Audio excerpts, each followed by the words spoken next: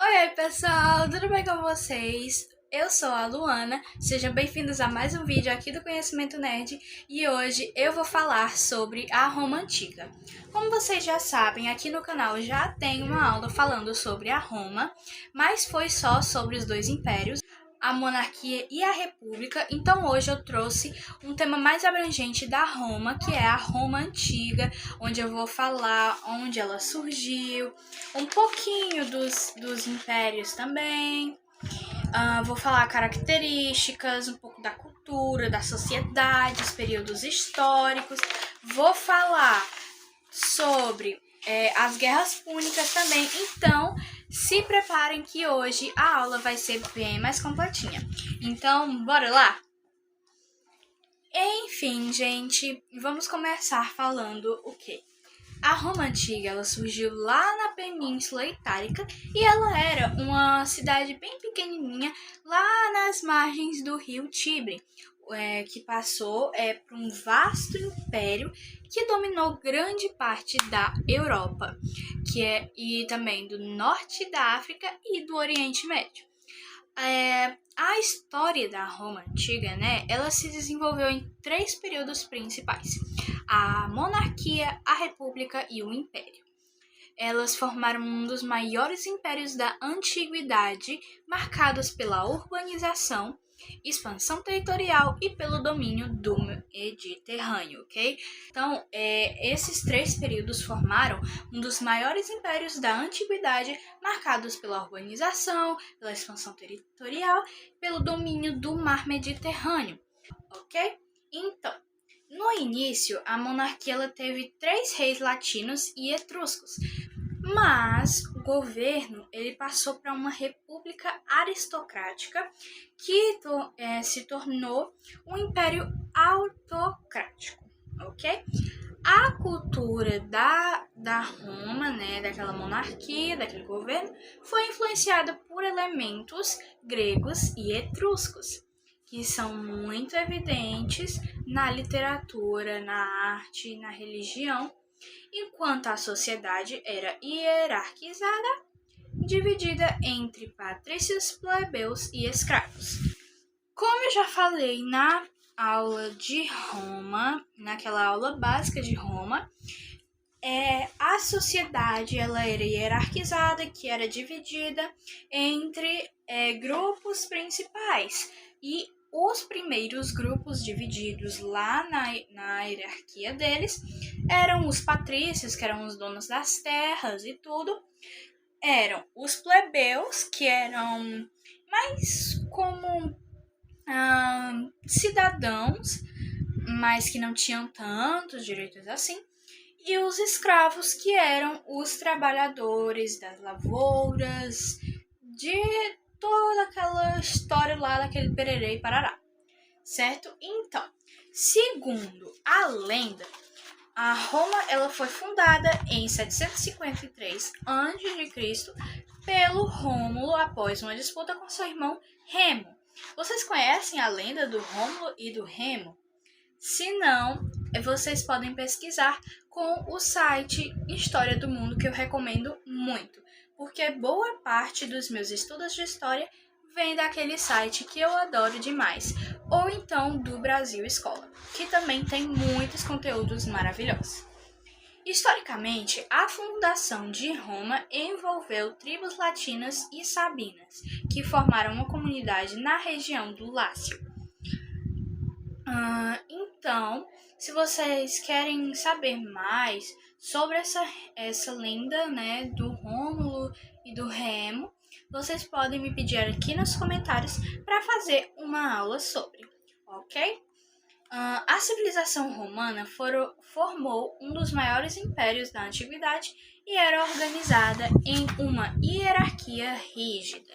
Então, a economia da Roma se baseava na agricultura, no latifúndio escravista, e a religião romana era politeísta, que era centrada em cultos públicos aos deuses, como Júpiter e Marte, e incorporou divindades estrangeiras.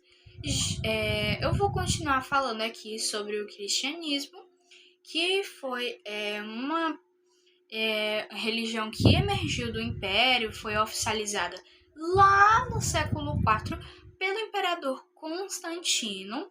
Até o século IV, as religiões eram politeístas. Já já eu falo mais sobre os deuses que a Roma acreditava, certo?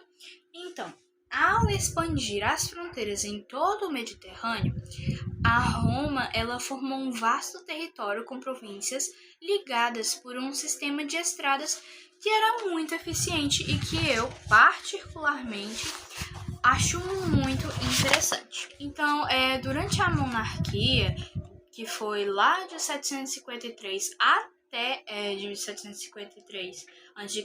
até 509 a.C., como eu já falei naquela aula de Roma, a Roma ela foi governada por reis de origem latina. E depois etrusca. Então a Roma ela tinha umas parcerias tanto etruscas como latinas, gregas e tudo. A Roma e a Grécia também competiram muito, assim, em alguns termos arquitetônicos e tudo. Depois etrusca, né, como eu já falei, que contribuíram para as primeiras estruturas políticas e religiosas. A monarquia ela acabou com a deposição do rei Tarquínio Soberbo, que eu também já falei na primeira aula lá de Roma, que levou à criação da república lá pelos patrícios, né, em 509 a.C. até 27 a.C., que foi uma forma de governo aristocrática em que o Senado e as magistraturas, como o consulado, detinham todo o poder, além de os patrícios e tudo, que queriam governar tudo, como eu já falei na aula passada também. No período da República, a Roma ela se expandiu significativamente, né? Mas ela enfrentou muitos rivais como o Cartago, lá nas Guerras Púnicas, que eu vou falar depois. E por fim teve a transição lá para o Império, que foi de 27 a.C. até 476 depois de Cristo. Então, um bom tempinho, né? Que consolidou a Roma como a maior potência do Mediterrâneo, culminando no governo autocrático dos imperadores. Agora eu vou falar algumas características dos povos da Roma antiga. Nós temos, né, a cultura romana, né? E assim, a cultura romana, ela imitou muita coisa, né, as religiões e tudo, imitou muita coisa da Grécia.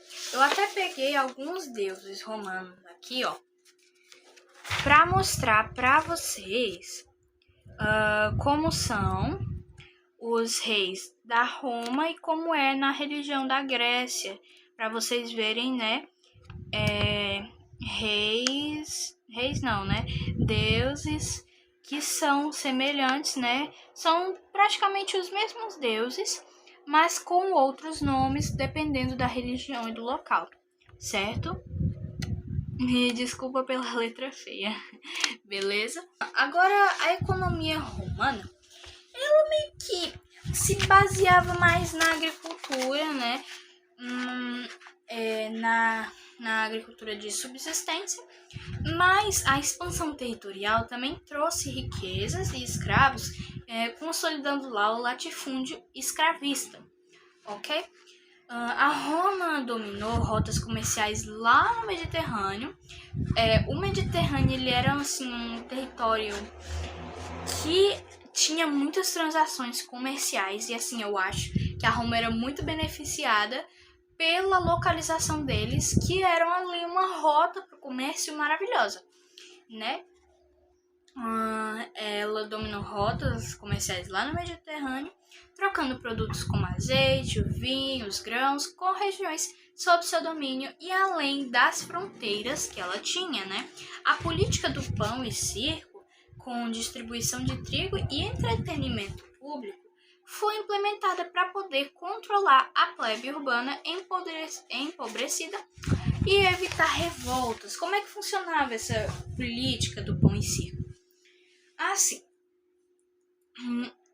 a Roma, ela tinha muito medo de perder para escravos, para pessoas que eles queriam dominar. Eles não queriam perder população, e eles tinham essa política de dar comida e entretenimento para poder ninguém da população lá, para ninguém se rebelar. Então, como eles não queriam nenhuma guerra entre si, não queriam que o povo se rebelasse, não queriam que eles fossem embora, eles permitiam outras religiões se pagassem impostos, tributos para eles, e também permitiam essa política do pão e circo, que foi inventada lá, para poder impedir a resistência do povo, para poder aderir mais à dominação da população, conseguir mais tropas, mais coisas na fronteira e tudo, certo? Agora, o Império, que durou de 31 a.C. até 476, ela foi iniciada com o governo de Otávio Augusto, e o Império ele marcou o auge da expansão territorial e da centralização administrativa. E assim, a administração imperial ela foi dividida em Alto Império, que durou lá de 27 a.C. até 235 depois de Cristo, e o Baixo Império, que foi de 235 até 476, com governantes sucessivos ampliando ou consolidando o território e enfrentando crises internas, como a falta de escravos e a decadência da economia. O fim do Império no Ocidente ocorreu em 476, quando a Roma foi invadida por povos bárbaros, ok? O que são os povos bárbaros? São gente de fora, ok? Agora eu vou falar um pouquinho das Guerras Púnicas, ok? As Guerras Púnicas, elas foram os 3 conflitos que foram travados ali entre a Roma e Cartago, entre os séculos 3 a.C. e 2 a.C. Eles foram motivados pela disputa acerca do domínio da Sicília, mas também pela disputa de quem teria a hegemonia do domínio militar e comercial do mar Mediterrâneo. As Guerras Púnicas elas ocorreram lá na República, e esses conflitos são parte fundamental da expansão territorial romana durante a fase republicana dela, ok? Em cada um dos 3 conflitos, a Roma derrotou Cartago, enfraquecendo progressivamente o seu inimigo, até a derrota final na Terceira Guerra Púnica, ok? A cidade de Cartago foi destruída e Roma ela se estabeleceu como a potência dominante do Mediterrâneo. Então, sim, a Roma conseguiu o domínio do Mediterrâneo. Elas têm como causa o choque de interesses entre romanos e cartagineses. As 2 cidades possuíam acordos que estabeleciam paz e amizade entre ambas, mas essa relação começou a ser abalada quando os interesses de expansão dos romanos se voltaram para o sul. O principal ponto de atrito foi a Sicília. Ao final, a Roma tinha expandido tanto seus territórios que anexaram a Sicília, a Espanha e o norte da África, e eles dominaram o mar Mediterrâneo, se estabeleceram como maior potência militar e comercial que ali trafegava. E esses conflitos foram uma significativa etapa na expansão territorial romana no período da República. Então, assim nós finalmente terminamos a aula de hoje. Eu espero muito que vocês tenham gostado. Foi uma aula um pouco mais longa, sim, porque tanto para compensar o vídeo de quarta-feira que a gente perdeu, como para abranger um pouco mais da história da nossa tão querida, amada e interessantíssima Roma. Certo? Então, se vocês quiserem uma parte 3, falando um pouco mais sobre Roma, que eu tenho muito prazer em falar, porque eu amo a Roma, ou falando de algum período que vocês não entenderam, que vocês querem saber mais, se vocês querem saber mais sobre qualquer outro conteúdo, principalmente de história e de ciências, eu também estou disponível aqui para vocês. Muito obrigada por assistirem até aqui, espero que tenham aprendido muito hoje.